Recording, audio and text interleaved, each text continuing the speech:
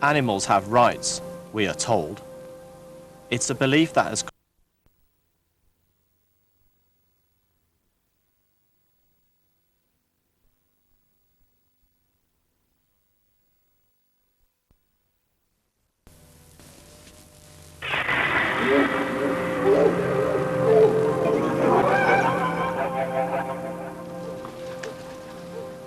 Animals have rights, we are told.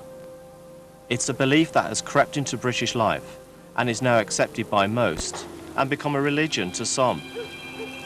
But has anyone really thought the idea through? Once you take animal rights seriously, then you're in a position where you would have to enshrine the right of an animal to do exactly whatever it liked, and people would just have to kind of watch out, disappear themselves. If you say that, you say the lion has the absolute right to eat anybody it likes in Africa, the elephant has absolute rights to trample any crop in Africa, the rats have control of New York, because we're not allowed to interfere with them. Once, animals were considered dumb brutes, given to us by God for our own ends. Correcting that view has given rise to another belief, that animals have rights.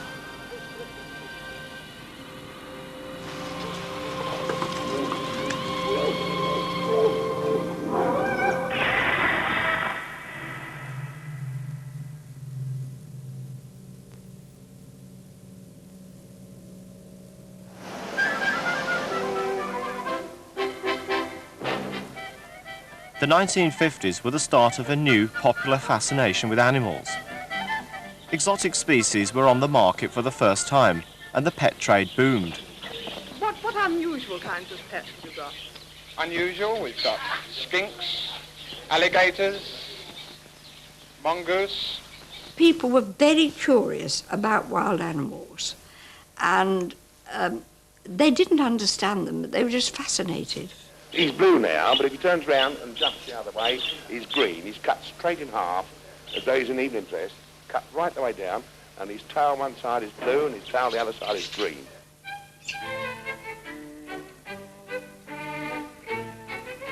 Everything that was wild became somebody's pet. Cheetahs in particular were kept as pets. Animals became fashion accessories and status symbols. There were no restrictions in those days. You could go into a pet shop and buy anything you wanted, even quite dangerous animals.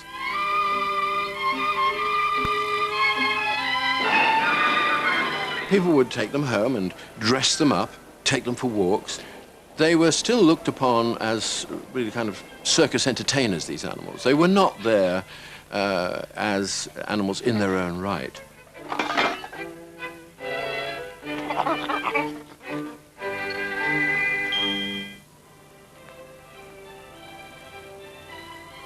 New television shows cashed in on the appetite for animal exotica and reinforced the view that animals existed for our entertainment.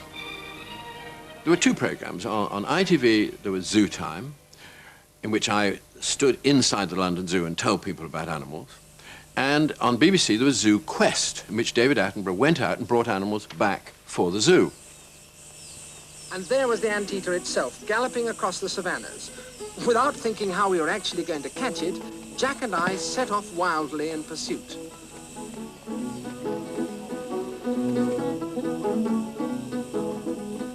Both of us were treating the animals seriously, but we were both perfectly happy accepting that the animals were being put in a zoo.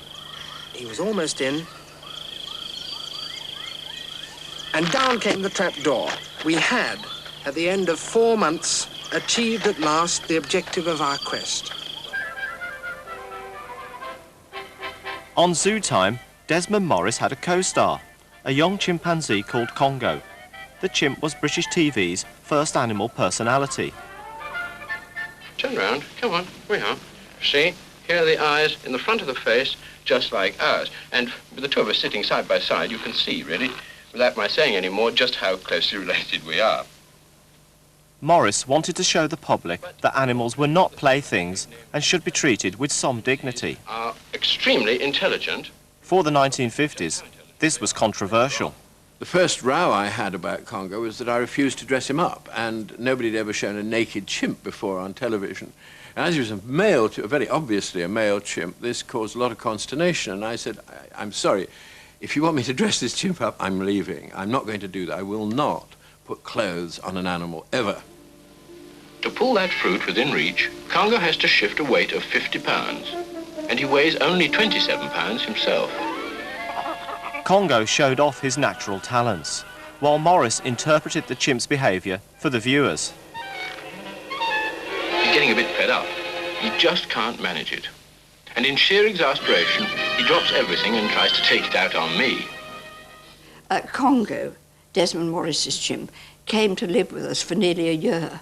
And although we were quite experienced with chimps then, I have to tell you, he was such a spoilt brat. Hey, Chelsea! Ow! You bit me! You bit me! They were really treated, in a way, like children, although, thank goodness, we never thought of them as children, because I think that's a fatal thing to do with an animal. Even in those days, we realised. For several months, Congo showed a lot of interest in painting. If I interrupted him before he'd finished a picture, he would scream. And if I tried to persuade him to go on after he'd finished a picture, he refused.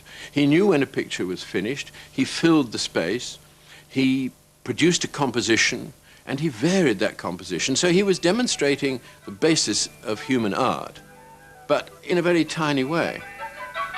At this point, the painting can be considered finished.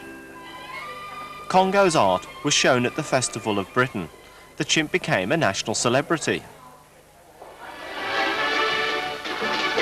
They say the human action artists are pretty violent in their methods, but Congo seems conventional enough to me, and so far not a sign of that traditional temperament. Now to settle down to work.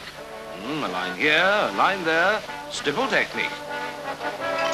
For Britain, the painting chimp was a novelty act.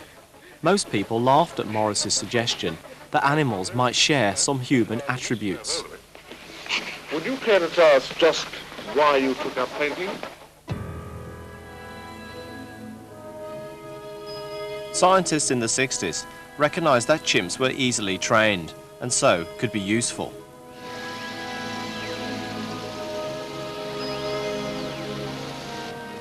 Now, the chimpanzees arrive at Cape Canaveral. One will be selected for flight. For them, animals were still objects, physical specimens to be experimented on. There was a belief that animals were there to serve humankind rather than to be admired and studied for their own abilities. Each of the candidates gets a complete medical checkup. Animals were perceived in science as having the function of being little people, of replacing people in our understanding of humankind's health and psychology. The electrodes on his feet will give him a gentle shock in case he forgets what he has been taught to do. 4, 3, 2, 1, 0. Fire. Liftoff.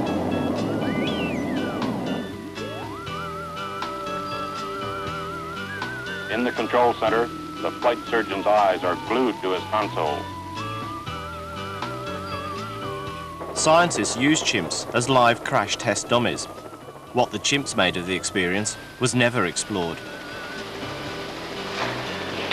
A man could have made the trip into space and back safely.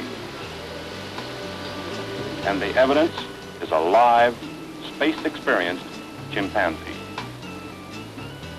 But while primates might go to the moon, their lives on Earth remained a mystery.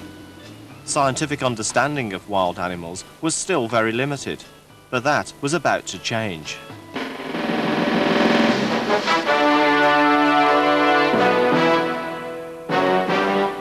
Determined to uncover the secrets of the chimps, in 1960, Miss Jane Goodall arrives in Tanzania.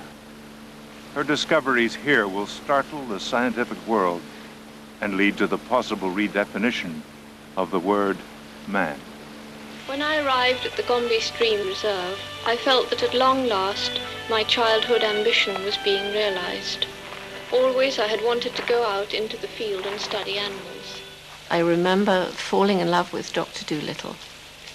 And then I met Edgar Rice Burroughs' character, Tarzan, Lord of the Jungle, and fell passionately in love, and was terribly jealous of Tarzan's Jane, and I thought that she was a wimp, and I thought I would have made a much better mate for Tarzan, which I would have. Jane Goodall was a 23-year-old secretary from Bournemouth, with no scientific training, but a curious and open mind. The British authorities said, a young girl on her own in the bush, this is preposterous, this is ridiculous, this cannot be. Jane just went in a pair of shorts and sat there and waited for the chimpanzees to become accustomed to her. Somewhere and somehow I had to find the shy chimpanzees before I could even start to overcome their fear. The secret life of wild chimps would challenge the view of man and animal that had been endorsed for centuries by Christianity. The church looked at human beings as completely different from all other forms of life. We weren't risen apes, we were fallen angels. We had souls, and animals, according to the good books, were brute beasts of no understanding. If you tried to describe anything that you saw in animals in human terms, then you were guilty of anthropomorphism, and that was a sin. In gesture, she indicates her need for reassurance and friendship. Jane Goodall lived alongside a group of chimps for 5 years, then presented the world with a cast of human-like characters and relationships.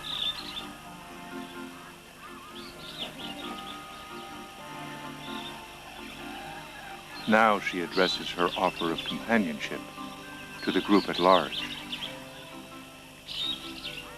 She is studied and sniffed and considered before a final decision is made.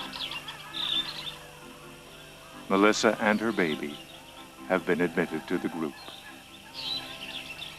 It was the start of a new way of looking at animals. Chimpanzees, more than any other being, I think, has challenged our uniqueness. And where we used to see a sharp line with humans on the one hand and all the other animals on the other, we realize now it's a very blurry line. Blurring the line between humans and animals would have huge ethical implications. If animals were more like us, then could we still treat them like things? Jane Goodall's chief contribution, from my viewpoint, is she made the world understand that mammals are social beings with intricately evolved social relationships and are thereby worthy of our respect.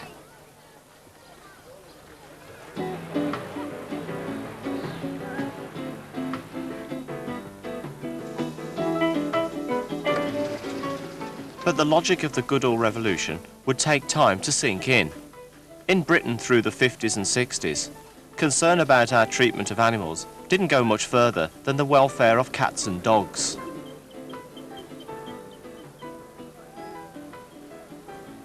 I think the basic philosophical position, if you can call it that, of many people in the 60s who cared for animals was basically, let's be nice to them. It was the kind of nicest philosophy. You know, you must be, as you're nice to your cat and your dog and your tortoise, so you must be nice to other cats and dogs and tortoises. I fear it wasn't much deeper than that.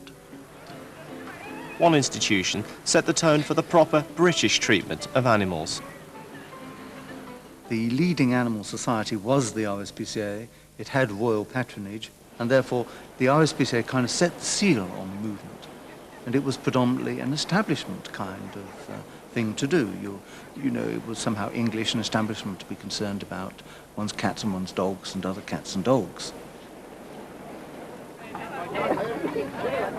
But this pet-loving establishment also loved hunting and saw no contradiction in these two passions.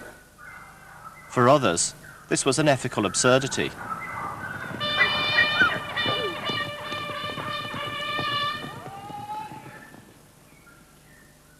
Throughout the 1960s, opposition to hunting would attract a new breed of animal lover, young, working-class radicals. Richard Course, a London lorry driver, got involved almost by accident. I saw all these people in the field, and I just wandered over there to see what was going on, and they were shouting and cheering, and they were actually hare coursing. And they were putting these greyhounds after a hare, and when the greyhounds caught the hare, this great cheer went up, as if it was something wonderful to see. Oh, Christ. And I don't know why I got so angry. I thought, you bastards, what are you getting fun out of that for? So I joined the League Against Cruel Sports. That was the first fatal step. And I just got caught up in the thing, really. It had its own kind of momentum. The RSPCA by far was the worst. It was conservative, small C and big C. Frankly, they were horrible people, I have to say. Their attitude was, don't hurt cats and dogs, but bring back the rope and bring back the whip and that sort of thing. They were really horrible people, I have to say. RSPCA meetings became stormy. Radicals like Richard Course wanted the organisation to use its influence to bring about the abolition of hunting. It was not going to be easy. Hunting was, then as now, an issue about which some people felt deeply as a matter of class identity.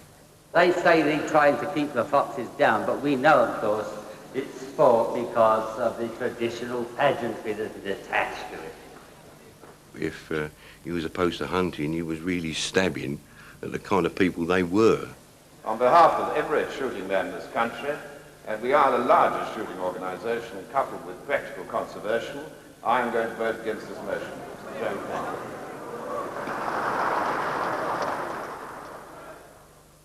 A growing number of radicals began to infiltrate the upper echelons of the RSPCA.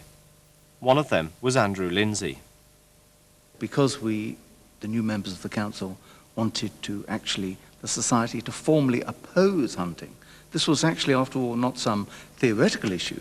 We were actually opposing some people's favourite pastime, which they indulged in round the council table. Do you anticipate more trouble next year? Not at all. You see, we've got a respite now for 3 years. And the matters discussed today cannot be discussed within 3 years, you see. So we're in, we hope, for a quiet time.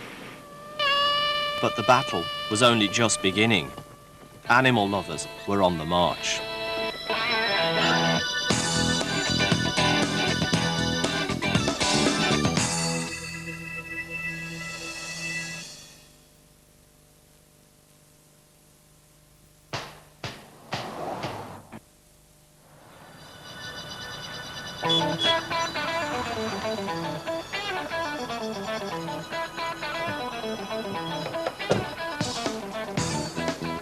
In the 1970s, concern for animals became a crusading cause.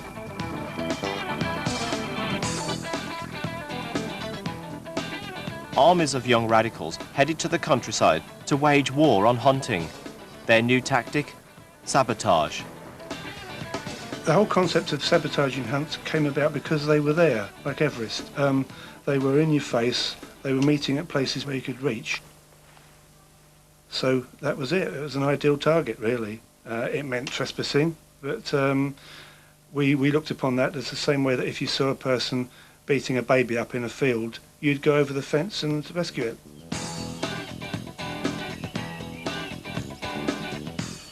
Sabbing hunts was great fun. I used to really, really love it. I was at the age, 30s, when I, needed a bit of excitement. And when we did find out that we were doing it, they used to go red in the face and really get angry and, wanting to bust a blood vessel.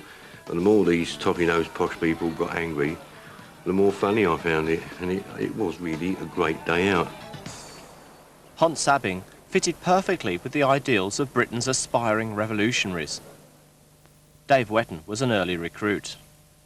Fidel Castro was a hero of mine because he took a really corrupt regime with just 30 men. There are probably some women in there, I'm not sure, but I just think 30 men. He took Cuba with 30 men. Heroic stuff, you know. Che Guevara was one of those. And out there, of course, you know, risky business. You know, we weren't taking anything like the risks he took in combating authoritarian regimes. Imagine your foot going into this trap. That's what makes fur coats.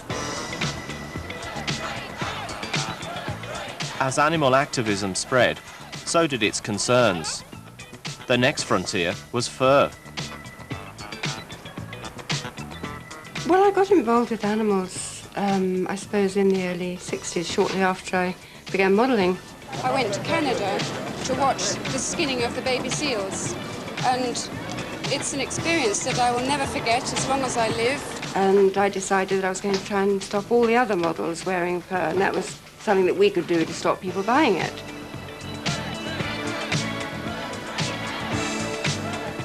For the campaigners, fur was abuse of animals for vanity. Then there was factory farming, which exploited them for greed.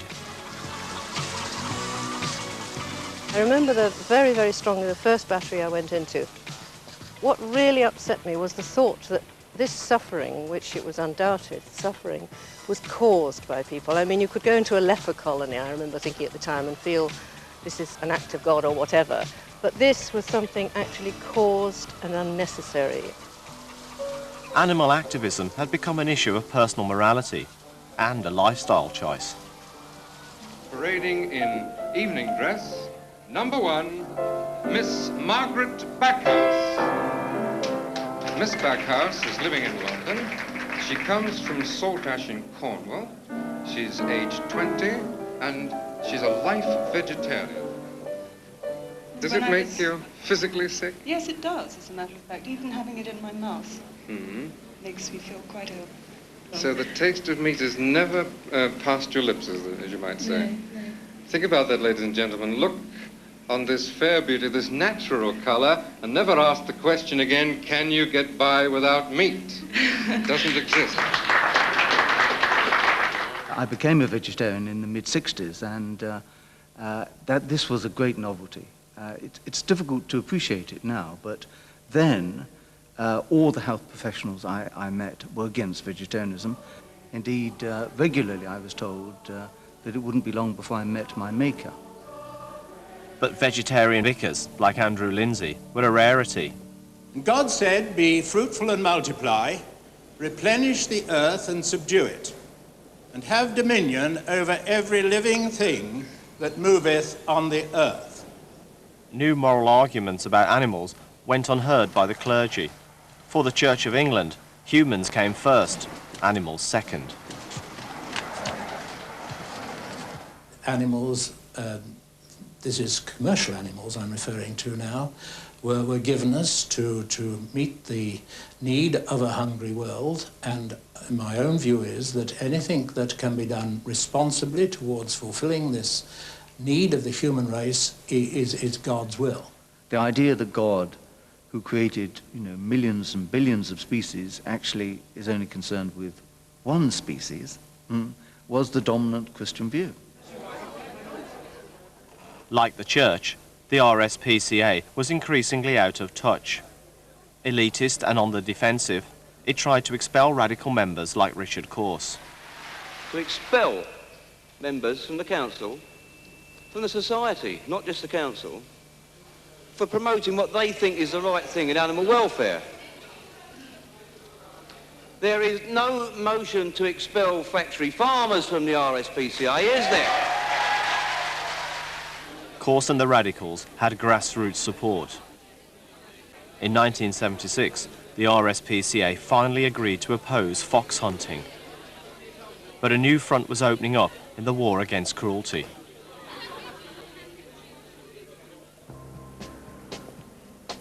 One use of animals was still shrouded in mystery: medical experimentation. No one really knew what went on behind the locked doors of laboratories. The popular press scented a story. The investigations unit of the Sunday People got to work. What they uncovered would become the biggest animal welfare scandal Britain had ever known. We heard that there were animal experiments going on, but no one seemed to know any detail about them, or even what species of animal that was being used. And we decided the only way to find the truth was to get our staff jobs in those places. In other words, to spy from the inside. Armed with false references, reporter Mary Beef went undercover as a lab assistant at ICI's Alderley Park laboratory. Your bags were searched as you went in, and you were, as far as I remember, frisked. The lab had been picked at random. Mary had no idea what to expect.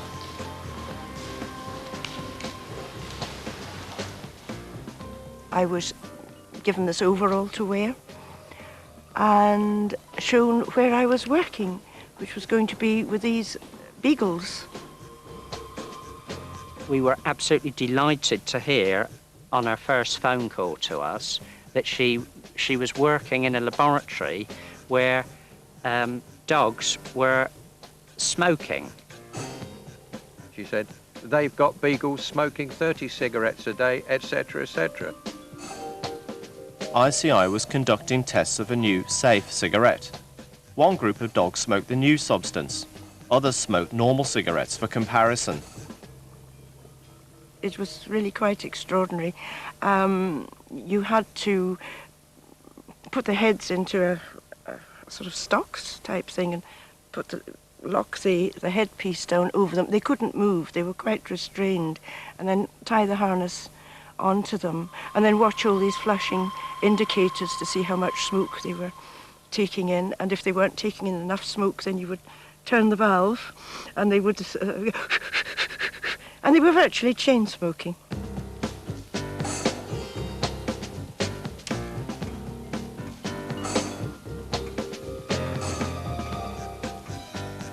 So this was an absolute joy for us to hear, because obviously it was a wonderful copy. The Sunday People knew they were onto something good. But to run the story, they needed pictures. Of course, she wasn't a photographer. She wasn't an ace photographer. Mary was given a crash course in spy photography. I very proudly took the camera back to the office, whereupon there were shrieks of hilarity from the darkroom. When we developed them, they turned out to be duff, no good. And they said, Mary, next time you take these pictures, would you please take your finger off the lens? Time was running out. ICI was getting suspicious of this lab assistant who couldn't produce her P45. And ICI had said to her, look, your cards by lunchtime or out. And somehow I managed by fluke to get a reel of pictures done that day. She came out, met us, we developed them. Boy, were we on tenterhooks, and it came out with the one superb picture. We almost needed no words.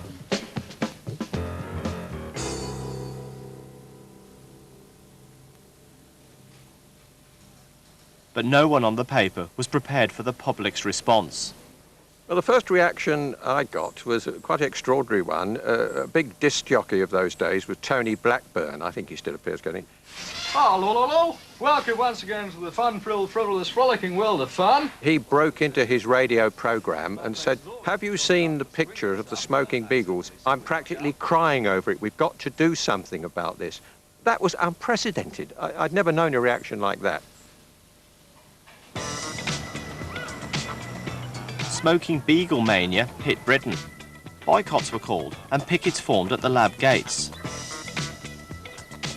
Lady Parker, I think you remember, offered to substitute herself for the smoking beagles, use me as the experiment. A school children's petition grew up. We'd received 1 million signatures on petitions, and in the end we said, look, we just can't do it anymore. 1 million's enough. That makes the point, kiddies. Great. And I got letters myself, 1 or 2 from people who worked with ICI, scientists who said, we're glad this is out. Thanks to the popular press, Animal suffering was out in the open. 5 months after the expose, ICI abandoned the beagle tests.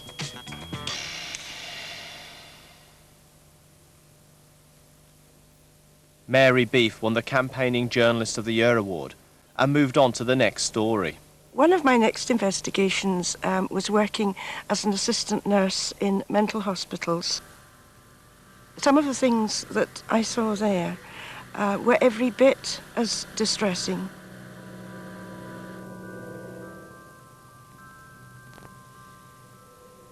There were patients, for example, who were tied to a radiator all day. I think the reaction to that story was one letter and then disappear. And why is it we are so besotted by animals and seem to care a lot less for people? It says a lot about ourselves, I think. After the smoking beagles, concern for animals was no longer a minority issue, but a mainstream one. 70s Britain had been converted, almost without noticing, to the animal cause. For the activists, it was time to raise the stakes. After we started to make progress on the animal welfare front, a lot of new people came in with a sort of philosophical animal rights notion. I never quite understood what they actually meant by animal rights, but it turns out that animals should get the same treatment as human beings. They had a right not to be killed, they had a right not to be tortured or exploited.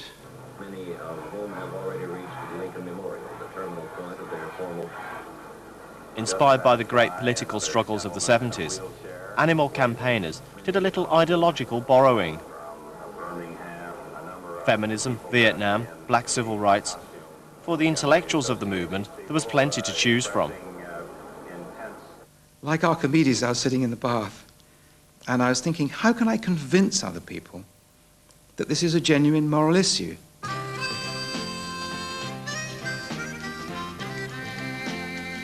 Thousands of animals killed in order to save, it's claimed, thousands of lives. Richard Ryder, would you accept, at what I would call the top end of the argument, that there is a justification for killing animals? At the medical end, yes, I think it's a basic moral question. Why are we in a different category from the other animals? I've been involved in the campaigns against racism and sexism. Perhaps I should call it speciesism, and then people will suddenly realize that it is an irrational prejudice, just like racism and sexism, based upon a physical difference, a difference of species. So I thought speciesism. I remember thinking, okay, I'll write a leaflet on the subject, which is what I did. With speciesism, Richard Ryder had given the movement its first philosophical buzzword. Whenever I hear someone call somebody else by an ism, I know that the other person is in the right. It's a way of trying to stop thinking. It's just, it's a way of legitimizing stupidity. The fact is, I make a distinction between human beings and other animals on very good philosophical grounds. It's not that I'm making an irrelevant distinction or exalting a non-distinction into some kind of absolute. I'm trying to argue for this distinction because I think it is real. But Ryder's new ism took rapid hold. Animal activists happily collapsed the differences between animals and humans. When you look at, for instance, black people, they campaigned for their own rights, but they still wore fur coats. And I find that absolutely astonishing. Disabled people go fishing. Here they are as a disabled person in a wheelchair, and they're trying to disable a fish. Just like women, black people and gays, animals were now an oppressed minority. We were in the Daily Telegraph office in Fleet Street, as it then was, with some rather pathetic ex-battery hens in a cage. We'd been on a demo. And a rather hard-bitten sort of journalist came down to see us, and he said, well, ridiculous, you'll never get anywhere with a name like that. And my mother was standing there, and she said, chickens live. And he said, wonderful. The 70s ethos of liberation was rubbing off on everyone.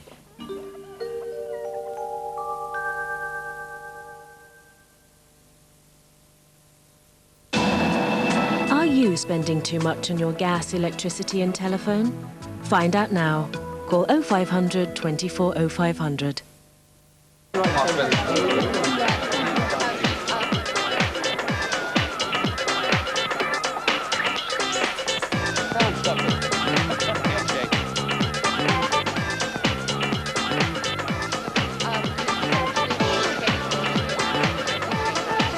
Now you can get closer to the stars with the new Celebrity Packed Sunday magazine, free in the news of the world. And there's bigger than ever weekly TV listings with fantastic soap and movie guides.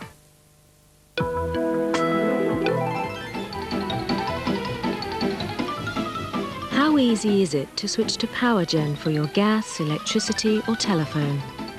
You can practically do it in your sleep. PowerGen. Call free anytime and we'll do all the rest for you.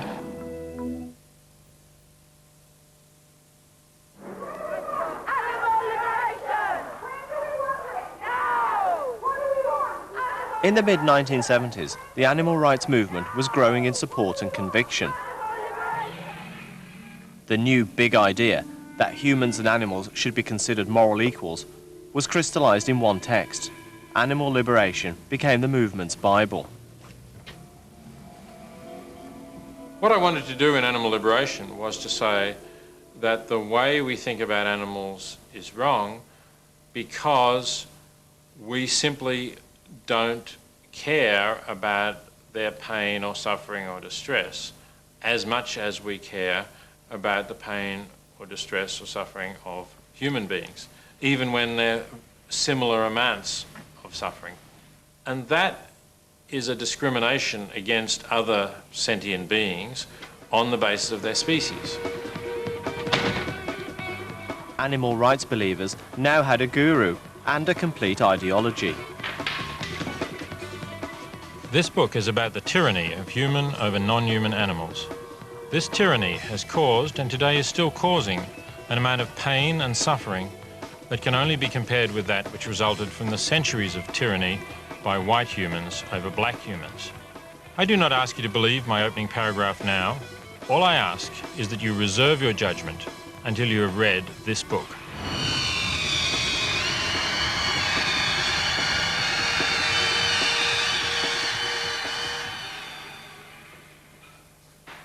This was revolution. According to Singer, animals were the slaves of man. With this new philosophy that comes in with Peter Singer and others, completely different. Our relations to the animal is no longer our relation between the human superior person being and the animal inferior. Suddenly, hang on what grounds do we think that we can treat an animal as inferior?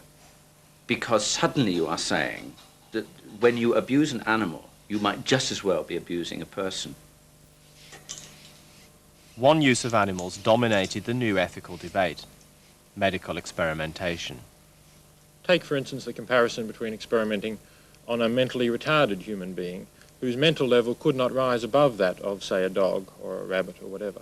Now, would the experimenter think that his experiment was so important that it would justify killing that retarded human being? But I mean, can I ask a very personal level, do you think it right that your child should die of diabetes rather than a few rabbits be killed? The way that it comes out with me is that in most cases I probably would choose the child because of the greater awareness that the child's parents have as compared to the dog's parents and the greater suffering that they would go through.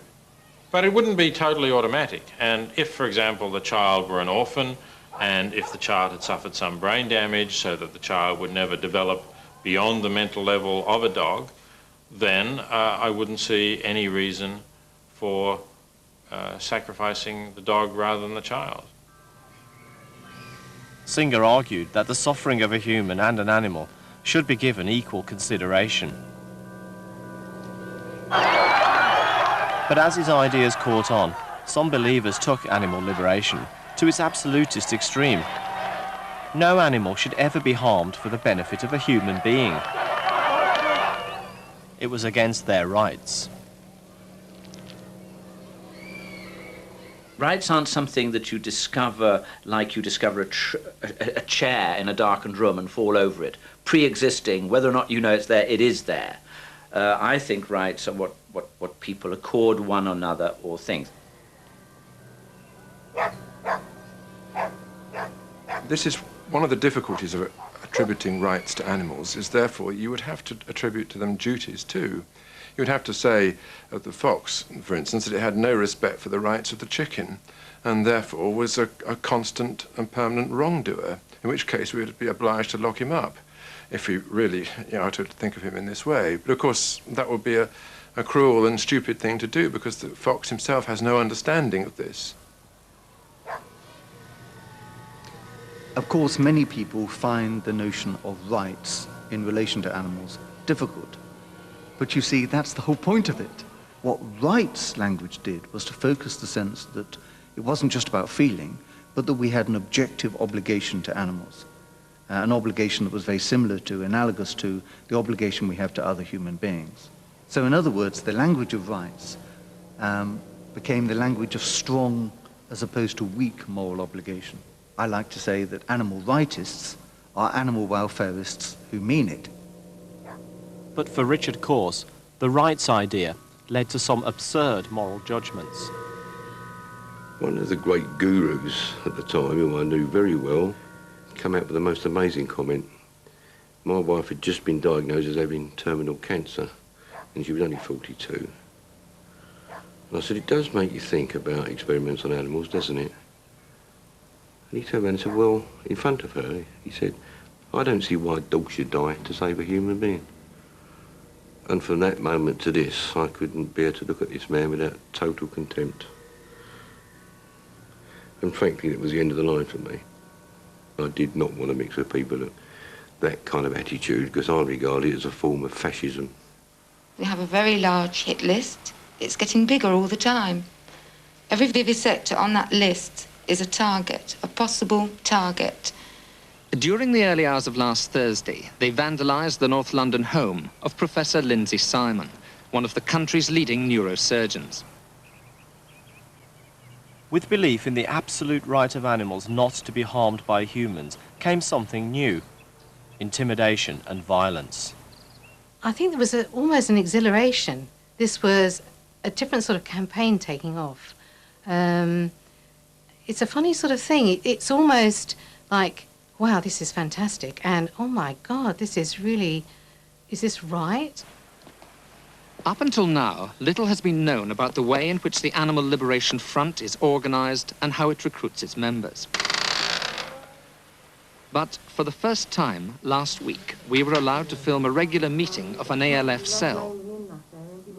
I think when I first heard of the Animal Liberation Front, I thought these people are pretty heroic in trying to actually stop animal abuse.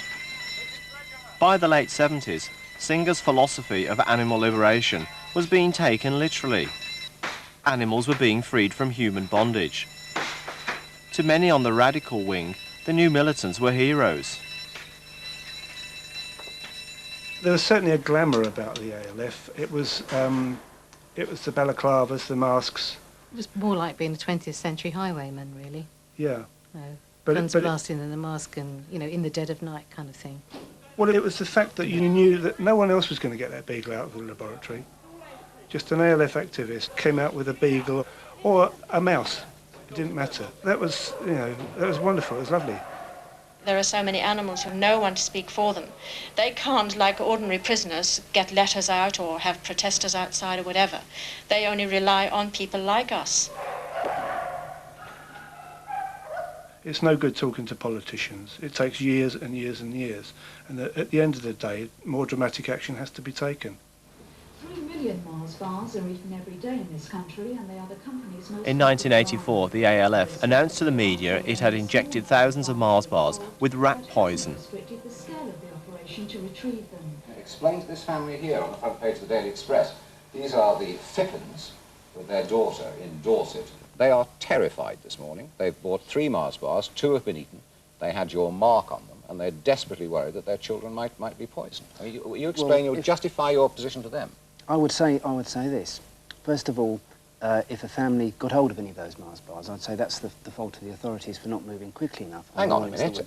How And can they move? secondly- There are 10 million Mars bars in circulation every single day in this country. How can the authorities possibly check 10 million Mars Well, bars? they could all have been removed from the shells much earlier. But you're going on about a small amount of suffering through fright to people. I'd like to talk about massive suffering to animals. Which is the more important to you, children or animals? I think the greatest suffering is the most important. The fact that The ALF had bought the theory of animal equality, lock, stock and barrel.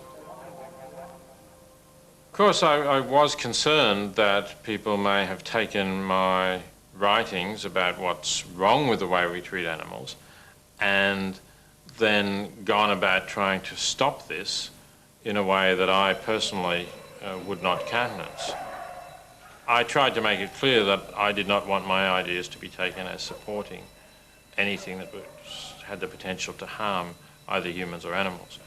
But there was not very much I could do about it anymore at that stage, because once I made my views clear, then I knew that there were some people, as I say, very small numbers, but some people, who thought that I was too soft. 5 letter bombs have been received throughout the country today, and it's thought militant animal rights protesters sent them. The first letter bomb arrived at the Agriculture Ministry at Whitehall. The next one was at Canada House in Trafalgar Square, with a message from a group calling itself the Animal Rights Militia. The ALF was founded by Ronnie Lee, godfather of animal rights militancy. He is still working undercover today. If somebody was actually hurt as a result of an animal liberation activity, I think my feelings would really depend on who that person was. If that person was like an innocent bystander, yes, I'd be very unhappy about that.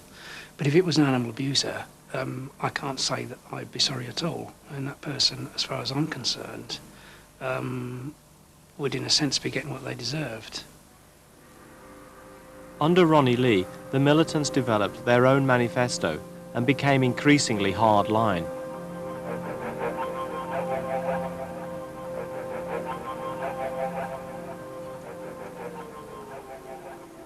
I mean, I wouldn't kill any other creature unless it was absolutely necessary. I'd try and avoid that as much as possible.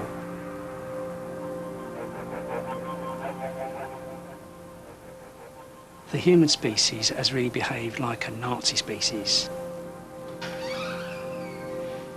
It has felt it was right and felt it was justified to displace other animals from their habitat, to carry out the mass slaughter of animals, to carry out the mass destruction of the habitats of other animals, and to move into their territory, to take over their territory.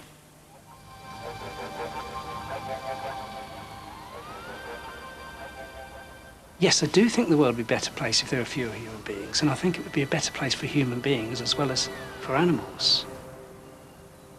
And I think that a humane way of reducing the human species, in other words, by people thinking very carefully about, about breeding, for instance.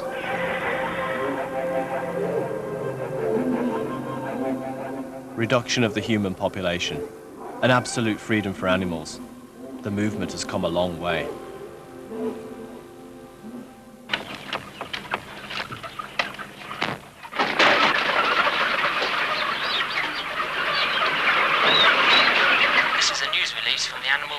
Front. Early this morning, one of our groups was in action in the southwest of England. The target was a factory farm, Sunnyside Poultry Limited. Here, many thousands of chickens are forced to live in very small wire cages. The protesters, the extreme end of them, want us to believe that we behave like Nazis in having intensive farms. And you can see the analogy, barbed wire, a life, and then death. But hold on. I mean, the killing of an animal simply does not matter. Why? Because an animal's life is not blighted by the fact that it will shortly die. It has no conception of its being about shortly to die. It just doesn't dent its consciousness. It could not care less. Now, that's not true of Jews. You put them in a concentration camp and give them a hint of imminent death. Those last few weeks, months, years are desperately, desperately miserable. Of course they are. And that difference is really important. Animals are not the same as people. And that puts them in a different moral framework. The ALF has now transported these chickens to a place where they can live out their natural lives in freedom. Once, we were man the master, totally different to animals and secure in our superiority. Then we recognized their similarities to us, but some went further. They idealized animals as innocent victims and elevated them above ourselves. Humans and animals have changed places. Now we are the brutes.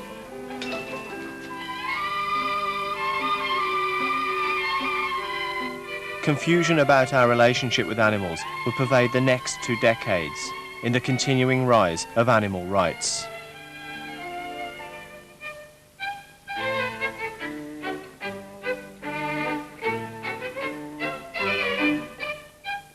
And you can see the final parts of The Rise and Rise of Animal Rights tomorrow night at 8. Next up, get the story behind the many masterpieces that reflect the 20th century. Graham Norton takes a romp through the 100 greatest TV ads voted for by you.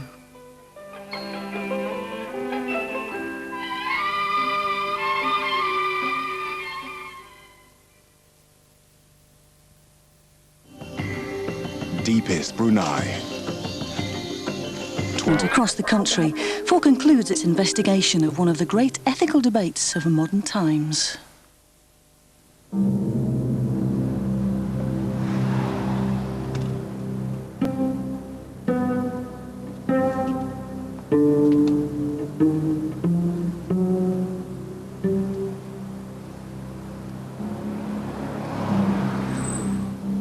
Every day before I go to work, I have to check under my car, I have to check the wheel arches, I have to check underneath my car that there aren't any packages there or devices, I have to check that things have not been through my letterbox.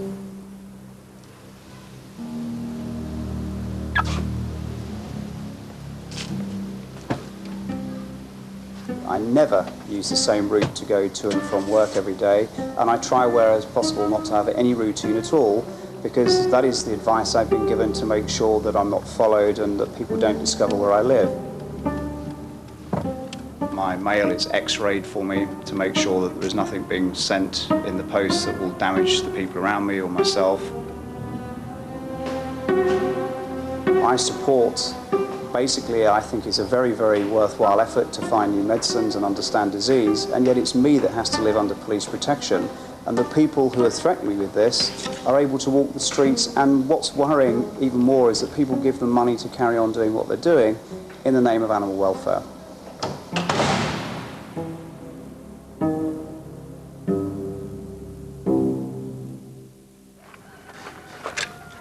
Once upon a time, the British obsession with animals was a charming, somewhat eccentric, yet essentially harmless aspect of our national character. But in recent years, that has changed. Animal rights has become one of the great moral divides of modern times. Long ago, we argued about politics and religion. Now, scientists live in fear of their lives because thousands of us believe a goat, a sheep or a turkey has the same rights as a human being. They may all, well, certainly don't all look the same. All the sheep would look the same, obviously, but they've all got amazing personalities. They're all very much individuals, something you wouldn't appreciate from looking at a field of sheep, but they are all individuals, and they're all known by name, and they all have their own little ways. Same with the goats. If there's no difference between a man and a sheep, those who use animals for medical experiments must be murderers. I don't think I could put scientists, animal vivisectors into a category. Some are misguided, clearly. Others are motivated by money and aren't interested in whether their experiments are useful or not. And some are plain evil, and these people need to be controlled. Professor Colin Blakemore is one scientist animal rights activist would like to see controlled. His work has advanced our understanding of how squints in children prevent the development of the brain. For his research, Professor Blakemore experimented on the eyesight of kittens. Frankly, I mean, the sort of research that I was doing, and many other people around the world, was just tailor-made. I was studying the eyes of very young kittens. Some of the experiments that I did, and others, even involved depriving kittens of vision in one eye by closing the eyelids. So it was wonderful, sensational material, you know, blinding, helpless kittens. In 1987, the animal welfare organisation, Animal Aid, launched a campaign against Professor Blakemore. The campaigners claim his work at the university involves experiments on animals, which they say are cruel and unnecessary. What else can we do other than come here and voice our protests? Animals don't have voices. Their vocal cords are cut in laboratories. They can't say, don't do this to me. We're here to say it on their behalf. Don't do it to them.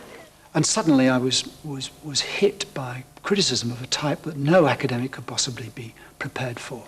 Accused of torture and insanity and sadism. There were parades and demonstrations in Oxford. I mean, there are a number of ways in which as it were, the official campaign was launched.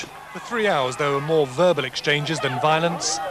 The campaigners say they'll continue to protest until all experimentation stops. Within a very short period of time, I mean, a matter of days, the unintended part of the campaign began. And by that I mean the threats, the anonymous phone calls and messages, the threats against my family. I think the first letter bomb that came to my home was Christmas of 1995. And Christmas isn't a coincidence. Christmases were used around that period for an upsurge of campaigning. And a mailing tube had been delivered during the day, one of the kinds of things that you get presents in around Christmas time, and a rolled up calendar or something like that. So my children took it in from the mailmen, and my children at that stage were in their very early teens. I have three daughters. And they looked at this thing with a couple of plastic plugs in the end. If they had simply pulled the plug out of the end of the tube, it would have exploded. It had half a pound of explosive with needles packed into it. And thank God they didn't do that. They left it in the hall of the house, and I saw it when I came home and just guessed what it must be from the fact I hadn't been expecting something and from the weight and so on.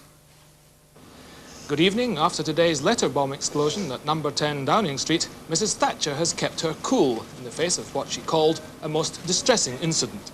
In the 80s and early 90s, extremists attacked politicians and scientists. In Bristol, a car belonging to scientist Max Headley was destroyed. Government researcher Margaret Baskerville suffered a similar fate. Both were lucky to escape with their lives. Established it was a sophisticated device designed to kill. The intended... Only in Britain were animal lovers prepared to kill a human being to stop what they saw as animal abuse. More unusual of the animals are the chipmunks. Every year, we spend nearly £3 billion on our pets. Like the Denticons. Supermarket-style pet accessory centres are opening across the country. Okay, if you'd like to follow me, we'll go over to the Bunny Village, where we house all our rabbits and guinea pigs. Could there be a link between our increasing obsession with the cute and the furry and the growing support for animal rights? Rabbits obviously being a popular pet for most children and adults alike. Separate our pens, males and females, for obvious reasons, stop them from kissing, as we tell the children. Creatures in our lives now are kind of objects of affection and petting, or admiration. I mean, they're on television as obvious icons, or they're in our houses as pets. I mean, they're not pulling our rubbish along the street and dust carts, and we don't see them as kind of working creatures. We see them as kind of lovely and special, and not to be separated from us. A lot of the animal care now is based around practicality, and we're also tying into that the essence of fun. Environment enrichment for cats as well. We've got the cat dancing centre, and we've got things like condos which have got holes for them to hide in. Makes them feel a lot more secure, tends to stop cats from ruining people's homes. It's a lot of psychologically based for them, but it's a lot more fun for the owner as well, rather than having their furniture ripped apart, bless them. By our sentimentality towards animals, are we all guilty of creating a climate in which extremism flourishes?